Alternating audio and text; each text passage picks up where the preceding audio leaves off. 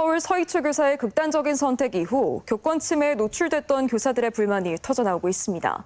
도내 교사들 역시 마찬가지인데요. 각종 교권 침해나 이로 인한 상담 모두 급증하고 있어 근본적인 대책 마련이 필요해 보입니다. 이창익 기자입니다. 스스로 생을 마감한 서희초 교사의 죽음을 추모하기 위해 마련된 공간에 며칠째 참배가 이어졌습니다. 극단적 선택의 원인이 교권 침해일 가능성이 큰 가운데 전북의 교사들 역시 학교 현장에서 빚어지는 다양한 교육활동 침해에 힘겨워하고 있는 것으로 나타났습니다. 교사가 학생이나 학부모로부터 폭력이나 명예훼손, 모욕을 당했을 때 학교 교권보호위원회가 열리는데 연간 개최 건수가 코로나19 사태 이후 다시 급격히 늘고 있고 올해는 상반기에만 지난해와 같은 수준을 보이고 있습니다.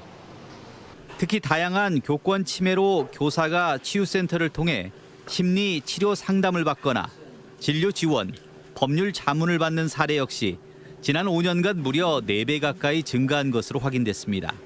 학부모님의 민원이라든지 반복적인 교육활동 방해라든지 이런 거. 그 생활 지도를 하는데 거기에 반해서 욕설을 한다던가 그렇게 분노를 표출하는 경우로 교총과 전교조, 교사노조 등 전북 지역 교원단체들도 긴급 모임을 갖고 교육당국의 교권 침해에 대해 구체적이고 적극적인 지원을 요청했습니다. 악성 민원에 대한 대응을 지금 현재는 교사 혼자에게 맡겨두고 있잖아요. 그렇지 않고 이걸 학교 내에서 시스템으로 좀 정비하자. 전북교육청도 대책 마련을 준비 중입니다. 교권 보호관직을 도입해 교권 침해에 체계적으로 대응하고 교권 전담 변호사를 선발해 법적인 애로사항도 즉시 상담이 가능하도록 할 방침입니다. 이게 거의 학폭에 준하는 거기 때문에 법적으로 굉장히 복잡한 부분들이 많거든요. 그래서 그런 절차라든가 이런 것들에 대해서 자세하게 안내해드리고. 하지만 쏟아지는 학생 관련 민원을 담임교사가 홀로 견뎌내야 하고 20대 초반의 저경력 교사가 학생 20-30명을 책임질 수밖에 없는 우리 교육의 현실에서 교원 양성과 배치에 대한 근본적인 변화 없이 교권 신장은 여전히 먼 나라 이야기일 수밖에 없어 보입니다. MBC 뉴스 이창익입니다.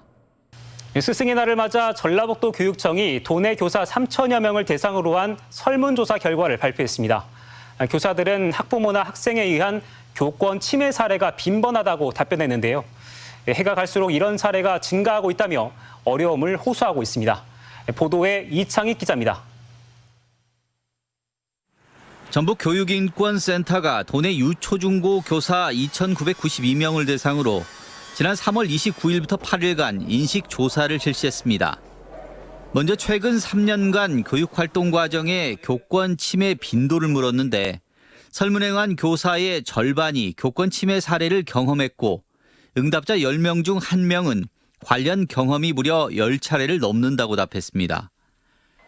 특히 교육활동 침해 사안은 2018년 이후 2년간 주춤했지만 2021년부터 다시 증가하기 시작했고 최근 5년간 침해 사안만 400건이 넘었습니다. 복수 선택으로 물은 교육활동 침해 주체는 학부모가 61%로 가장 많았고 다음으로 학생이 51%였는데 교권 침해자 중 학부모의 비중은 지난해 유독 크게 증가한 것으로 나타났습니다. 교육활동 침해 유형은 교육활동 부당 간섭과 모욕, 명예훼손이 대다수를 차지했습니다. 수업 도중 복도에서 큰 소리를 내는 학생을 지도했는데 학생이 저에게 욕설을 했고 담임에게 인계하는 과정에서도 욕설을 하고 반항해 난감했습니다. 이 같은 교육활동 침해에 대해 어떤 대처가 필요하냐고 물었는데 교권보호위원회나 교육청의 지원이 필요하고 교육활동 침해 지원은 법률 지원이 가장 시급하다고 답했습니다. 교권 보호 방안 일환으로 현재 교권 보호관과 교권 전담 변호사 채용 절차를 진행 중에 있고요. 전북교육청은 이번 설문 결과를 토대로 교사에 대한 법적 심리적 지원을 강화하는 등 현장의 의견을 충실히 반영해 나갈 방침입니다.